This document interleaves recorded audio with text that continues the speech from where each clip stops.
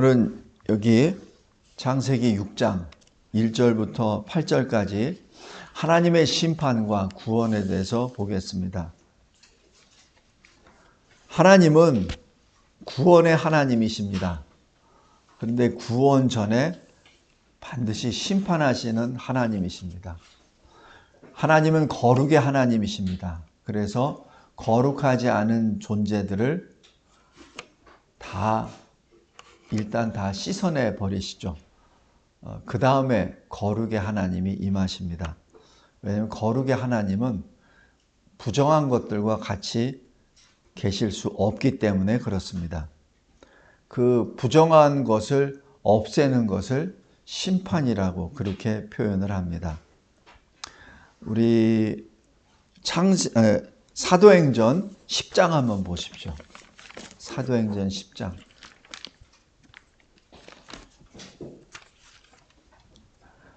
사도행전 10장에 보면은 로마 백부장 고넬료가 하나님 앞에 기도하고 있을 때 환상 중에 천사가 시몬 베드로를 청하라 이렇게 계시를 하시죠. 그래서 시몬 베드로를 청할 때 베드로 사도가 고넬료 집으로 들어갑니다. 근데 고넬료 집에 들어갔을 때 베드로가 복음을 선포하는데 그 중에 두 가지가 선포됩니다. 그것이 여기 사도행전 10장 41절, 42절입니다. 그리고 43절, 41절 보세요. 모든 백성에게 하신 것이 아니요 오직 미리 택하신 증인 곧 죽은 자 가운데서 부활하신 후 그를 모시고 음식을 먹은 우리에게 하신 것이라 라고 얘기해서 사도 베드로가 자기가 직접 주님으로부터 받은 것을 증언합니다. 이게 뭐예요? 복음입니다. 42절 보세요. 우리에게 명하사 백성에게 전도하되, 그러니까 백성에게 전도하라는 얘기죠. 내용이 뭐냐면 하나님이 살아있는 자와 죽은 자의 재판장으로 정하신 자가 곧 이 사람인 것을 증언하게 하셨고, 그러니까 하나님께서 산자와 죽은 자를 심판하라고 심판주로 세우신 분이 누구라고요? 예수 그리스도십니다. 여기서 산자와 죽은 자가 무엇을 의미합니까? 예수님이 재림하실 때 당시에 살아있고 죽어있다는 해석도 가능하지만 오전에서도 말씀드렸듯이 예수를 믿는 살아있는 자와 예수를 믿지 아니하는 죽은 자를 의미합니다. 그래서 하나님이 산자와 죽은 자의 재판장으로 누구를? 예수를 세우셨다는 것이죠. 그것을 증언하라는 얘기입니다. 그러니까 먼저 심판주를 증언하라는 얘기예요. 그 다음에 두 번째가 43절입니다. 그에 대하여, 누구의? 예수에 대하여 모든 선지자도 증언하되 그를 믿는 사람들이, 그가 누구죠? 예수를 믿는 사람들이 다 그의 이름으로, 예수의 이름으로 힘입어 죄사함을 받는다 하였느니라. 그러니까 지금 베드로 사도가 고넬료에게 전하는 복음의 주 핵심적인 내용이 예수께서 심판주요, 예수께서 구주이십니다. 그 얘기입니다. 근데 우리가 이 시대에 구원만을 강조를 하는 경향이 있습니다. 심판에 대해서는 강조를 안 해요. 근데 여기서 분명한 것은 심판과 구원은 같이 들어갑니다. 구원만 있을 수 없어요. 왜냐하면 구원받은 자가 거룩한 곳에 임해야 되잖아요. 그렇기 때문에 거룩한 곳을 주님께서 만드시기 위해서 심판을 행하십니다. 여기 설교약 보시면서 보겠습니다. 첫 번째 1번. 하나님은 공의의 심판과 구원의 하나님이십니다. 그 공의의 하나님이 늘 우리를 보고 계시죠. 이사야서 46장 13절에 이렇게 말씀합니다. 내가 나의 공의를 가깝게 할 것인즉 그것이 멀지 아니하나니 나의 구원이 지체하지 아니할 것이라. 그래서 이게 공의와 구원이 지금 같이 들어간다는 얘기예요. 공의의 심판과 그리고 은혜의 구원이 같이 들어간다는 얘기입니다.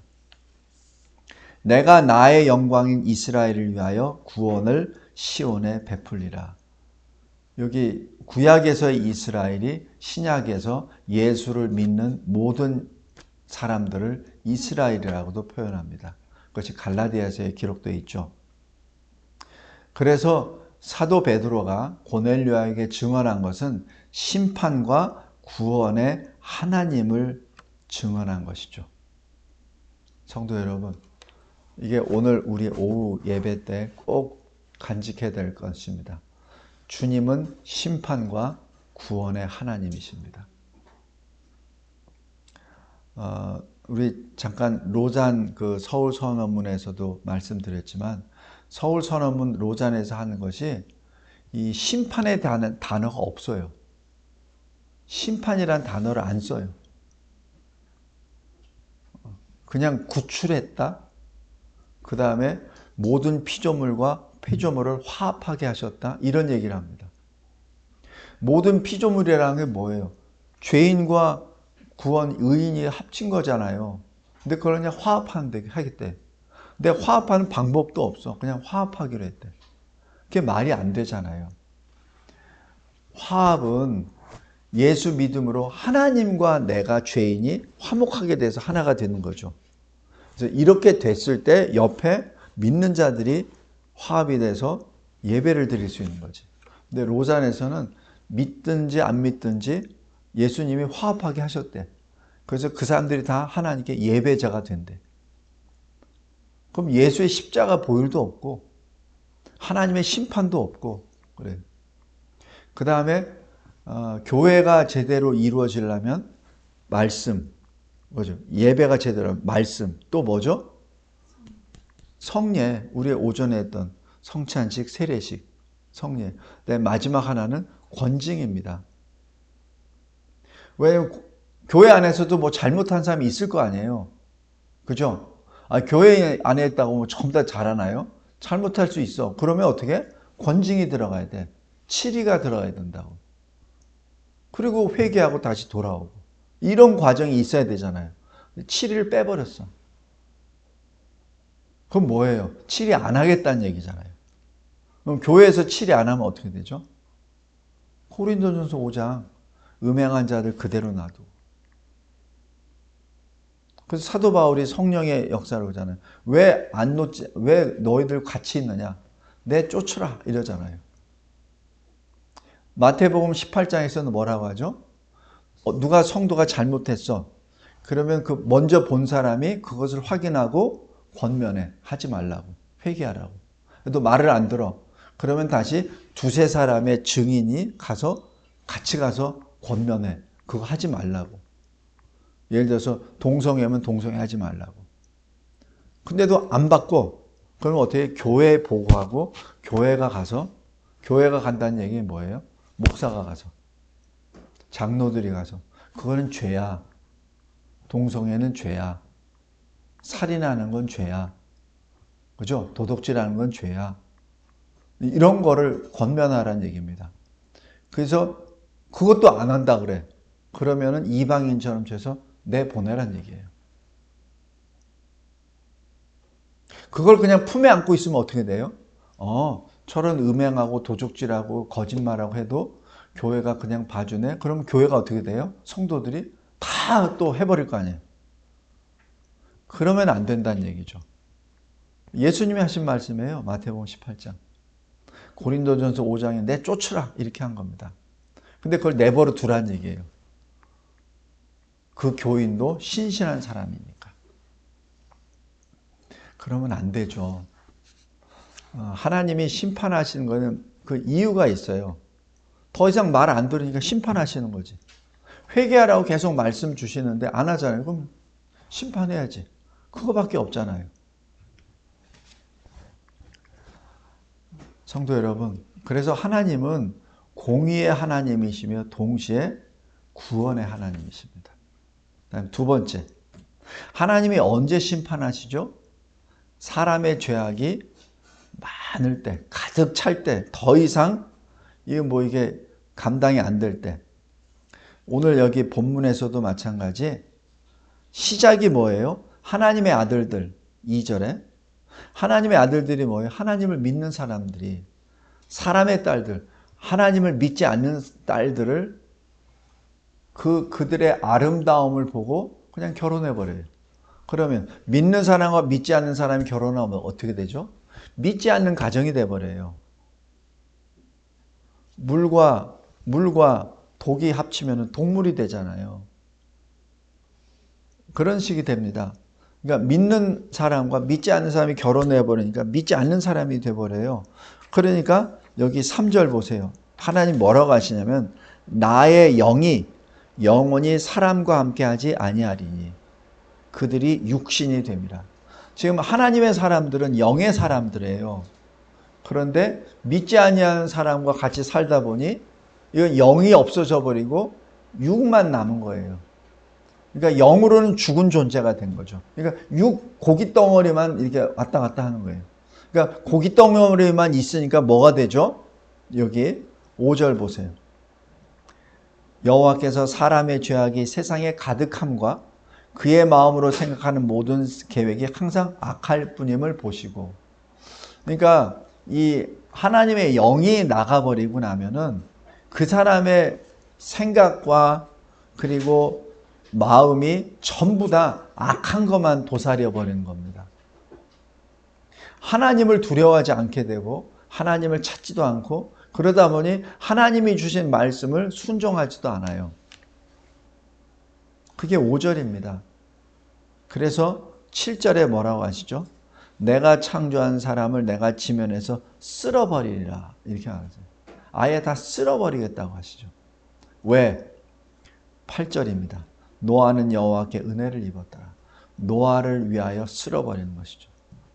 왜냐하면 노아를 통해서 새롭게 하나님을 믿는 사람들로 다시 이 지면을 채우시겠다는 뜻입니다. 만약에 이 심판이 없는 상태에서 노아만을 지키려고 하면 어떻게 돼요? 노아가 살지 못하지. 여기 창세기 19장 한번 보세요. 소돔을 심판하실 때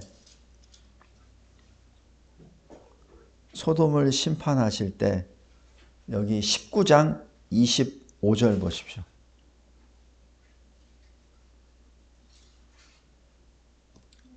창세기 19장 24절 25절 보겠습니다. 소돔을 어떻게 심판하시는지 잘 보세요. 소돔이 어떤 죄를 범했죠? 남자가 남자를 범하잖아요. 그죠? 이게 동성애의 죄입니다. 그때 하나님이 어떤 심판을 하시냐면 24절 여호와께서 하늘 곧 여호와께로부터 유황과 불을 소돔과 고모라에 비같이 내리사. 25절 그 성들과 온들과 성에 거주하는 모든 백성과 땅에 난 것을 다 엎어 멸하셨더라. 이게 소돔과 고모라의 심판의 모습입니다. 근데 이게 땅이에요. 그냥 여기다가 불과 유황이 이게 쏟아주는 걸로 되는 게 아니라 그 상태에서 아마 대부분 다 죽었을 거예요. 그 다음에 이 땅을 엎어버린다는 얘기다. 이게 하나님의 심판입니다. 거기서 살아날 자가 있을까요? 없습니다.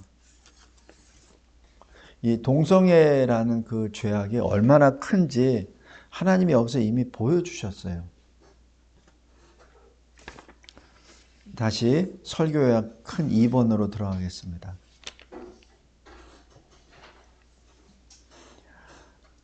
하나님께서 애굽을 구원하실 때, 출애굽할 때 먼저 뭐부터 하시죠?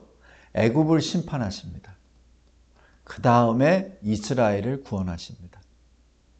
이게 순서예요. 심판 다음에 구원이 들어갑니다. 출애굽 7장 4절에 하나님이 말씀하세요. 애굽에 여러 큰 심판을 내리시고 하나님의 백성을 그 땅에서 인도하시리라. 이 하나님의 순서예요. 구원의 순서입니다. 심판과 구원입니다.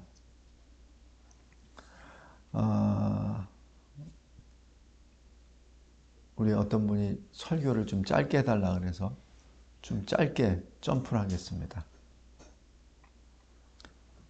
그때는 우리가 알지 못해요. 그러니까 깨어 있어야 됩니다. 단 세 번째. 왜 하나님이 심판하시죠? 자기 백성을 구원하시기 위해서. 우리 큰 3번에 작은 1번 보세요. 이 계시록 18장에 큰 성 바벨론이 심판받는 것을 보시면서 말씀하세요. 하늘과 성도들과 사도들과 선지자들아, 그로 말미암아 즐거워하라. 하나님이 너희를 위하여 그에게 큰 성 바벨론에게 심판을 행하셨습니다. 그러니까 심판은 하나님의 백성을 구원하시기 위하여 심판하시는 거예요. 다음에 두 번째, 작은 2번. 계시록 20장 7절부터 10절입니다. 사탄이 옥에서 나왔어요. 그래서 땅의 사방 백성을 미혹합니다. 그래서 땅에 그 미혹된 백성들을 다 모아서 지면에 널리 퍼져서 성도들의 진, 뭐예요? 교회. 사랑하시는 성, 뭐예요? 교회. 그러니까 교회를 포위합니다. 그래서 교회를 없애려고 모든 그 사람들이 다 포위를 해버려요. 그때 어떻게 하시죠? 하나님이 하늘에서 불이 내려와 그들을 태워버리고 불과 유황못에 던져버리십니다. 심판이에요. 이게 언뜻 보면은 비유적인 것으로 표현되지만 실질적으로 그렇습니다. 우리 지난번 우리 코로나 때도 우리 이미 다 체험했잖아요. 교회부터 공격하잖아요. 교회를 마치 코로나의 온상지, 발상지로 생각했잖아요. 그래서 교회를 폐쇄하라 그랬잖아요. 교회 예배 수도 19명으로 줄이라 그랬잖아요. 교회 내 성경책, 찬송가책 없애라 그랬잖아요. 교회 내 찬양대, 성가대 하지 말라 그랬잖아요. 그 누가 한 거예요? 교회 다니는 사람들이 한 거예요. 교회 안 다니는 사람들은 그건 몰라요. 뭐 찬송가 책이 있는지 뭐가 있는지 알게 뭐예요. 이 교회 다니는 사람이 한 겁니다. 그 당시 총리가 뭐예요? 교회 집사였잖아요. 성도 여러분, 명심하시기 바랍니다. 마지막 때가 됐을 때 누구를 공격하냐면 교회입니다. 우리 전형적으로 북한을 보세요. 김일성이 들어온 다음에 제일 먼저 한 게 뭐죠? 교회 없애는 거였어요. 왜 북한 백성들이 지금까지도 그 우상에 벗어나지 못하는지 아세요? 교회가 없잖아. 그냥 선정용으로 한 2억 개 갖다 놓고 그냥 마치 김일성을 하나님으로 막 부르면서 이상하게 하잖아요. 그러니까 영적으로 그걸 아예 그냥 눈을 다 가리게 해버리니까 지금 북한이 영적으로 어두워진 것이죠. 그러나 그 중에서도 하나님이 남겨놓으신 지하교회 성도들이 있잖아요. 이게 지금 북한도 얼마 남지 않았음을 우리가 직감합니다. 그냥 영적으로 계산 안 해도 그냥 육신의 눈으로 봐서도 얼마 남지 않았어요. 자기 나라의 젊은이들을 돈 주고 팔아서 그 생명값으로 미사일을 만들고 하는 그 자체가 정상이 아니잖아요. 뭐 다른 거 다 줘 빼고, 뭐 이념이다 이런 거 다 줘 빼고. 그래서는 안 되잖아요. 가까운 때가 다 왔습니다. 그러니까 이때는 우리가 지금 기도할 때입니다. 여기 큰 3번에 작은 3번. 요한계시록 전체를 쭉 보면은 심판이 3개로 쭉 나눠집니다. 인심판, 나팔심판, 대접심판 3개로 이게 쭉 나뉘어지는데 3개 나누어질 때 잘 보시면은 심판하고 꼭 예배가 들어갑니다. 그러니까 계시록 6장에 인심판이 일어나고 7장에 구원받은 자 14만 4천이 거기서 흰옷과 종려가지를 나누고 보좌와 어린 양 앞에서 예배를 드리는 장면이 나와요. 이게 뭐예요? 왜 이 심판을 하나님이 행하셨죠? 그 구원받은 자를 위해서. 다음 두 번째, 나팔 심판이 들어와요. 나팔 심판은 여기 계시록 8장 9장에 기록됩니다. 근데 나팔 심판이 8장 9장 나오고 10장부터 13장까지는 이 사탄이 어떻게 이 세상을 이 악하게 만들고 하느냐를 쭉 설명을 해줘요. 그 다음에 14장에 뭐죠? 14만 4천 구원받은 자가 시온산에서 어린 양과 함께 새 노래를 부릅니다. 이게 뭐예요? 구원받은 자들의 예배입니다. 그 다음에 이 14장, 15장이 끝난 다음에 마지막 심판, 대접 심판이 일어나요. 그것이 16장부터 20장입니다. 대접 심판은 16장으로 끝나요. 근데 그 똑같은 것을 비유로 설명합니다. 17장에서는 큰 음녀 바벨론, 18장에서는 큰 성 바벨론, 19장에서는 백마를 타고 하나님의 말씀이 예수님이 심판하시는 모습, 20장에서는 사탄이 올라왔을 때 하나님이 사탄을 벌하시는 그 모습이 16장에서 20장까지 쭉 나옵니다. 그 다음에 21장에 뭐가 나와요? 새하늘과 새 땅, 거룩한 성, 새 예루살렘 성이 하늘에서부터 내려오고 구원받은 자들이 거룩한 성 예루살렘 성으로 들어가서 하나님과 영원토록 왕노릇하는 게 기록됩니다. 성도 여러분, 우리가 이 시대를 보면서 복음을 논하고 예수에 대해서 전할 때 항상 사랑만 얘기하고 구원만 얘기합니다. 그러면서 한 뺨 때리는 사람이 있으면 이쪽 뺨도 때리라고, 왜냐하면 예수님이 그렇게 말씀하셨으니까 그냥 무조건 다 품에 안으라고 합니다. 거짓말이에요. 성경 전체에 구원이 있다면은 거기에 준한 만큼 심판이 있어요. 심판이 없는 상태에서는 구원이 없습니다. 심판이 있고 구원입니다. 노아 홍수 심판도 뭐예요? 노아 홍수 심판이 있고 노아가 살아남았잖아요. 그죠? 소돔도 뭐예요? 소돔과 고모라 심판이 있고 거기에 롯이 살아났잖아요. 그리고 출애굽도 마찬가지예요. 애굽을 심판하시고 난 다음에 그 다음에 이스라엘의 구원이 있잖아요. 이게 기본 원리예요. 근데 이 시대에는 심판의 말은 안 해. 맨날 이 구원만 얘기를 해.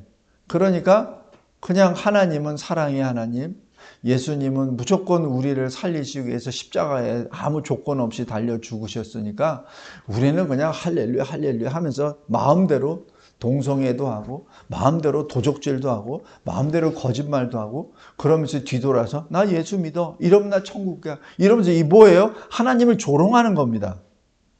그러면서 이 로잔에서는 아예 이 7위까지도 권지까지도 없애버려요. 아예 성경에 기록되어 있는 것도 아예 지워버립니다. 그러니까 하나님은 노하시는 하나님 아니야.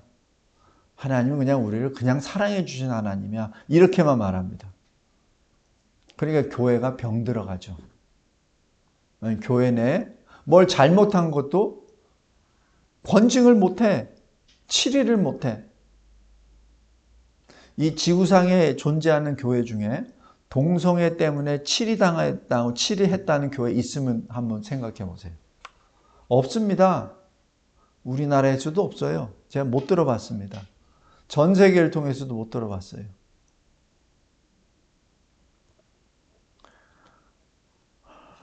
성도 여러분, 오늘 여기 창세기 6장 1절부터 8절까지 노아 홍수가 왜 일어났는지 그것을 잘 기억해야 합니다. 그렇지 않을 때는 하나님을 자꾸 우리 식으로 우리가 원하는 식으로만 만듭니다. 우리 창세기 15장 보세요. 창세기 15장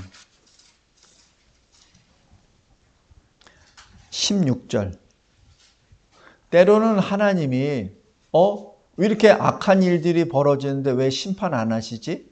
이럴 때가 있어요. 그죠? 근데 그것은 하나님의 때가 있습니다. 창세기 15장 16절 보세요.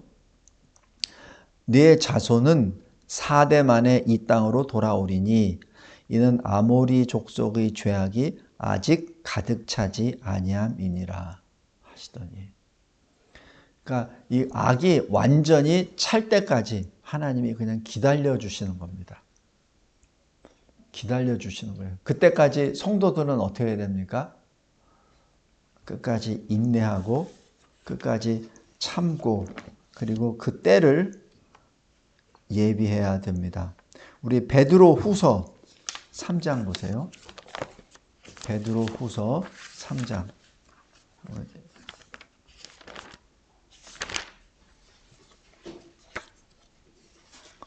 베드로 후서 3장 10절 말씀.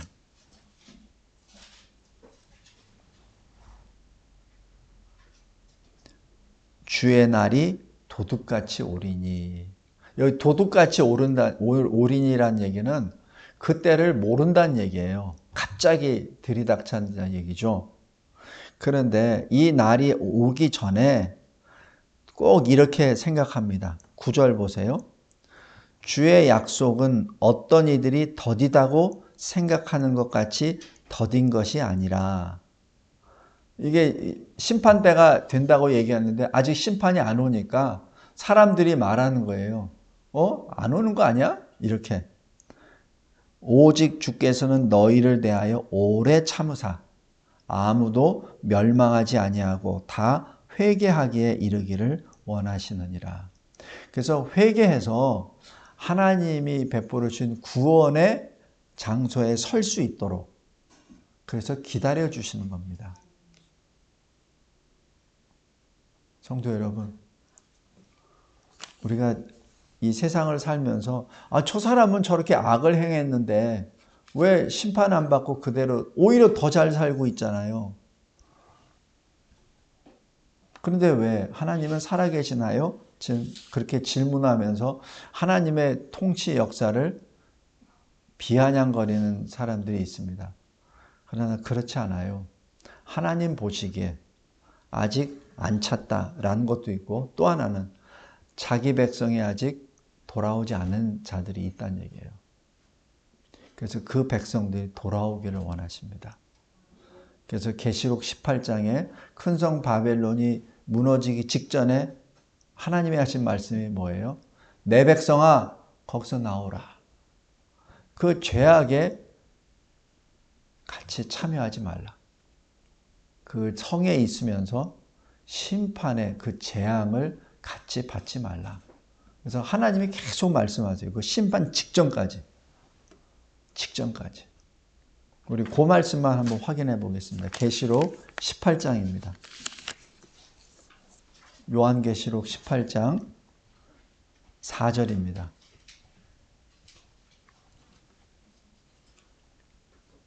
또 내가 들으니 하늘로부터 다른 음성이 나서 이르되 내 백성아 거기서 나와 그의 죄에 참여하지 말고 그가 받을 재앙들을 받지 말라. 항상 깨어 있어야 됩니다.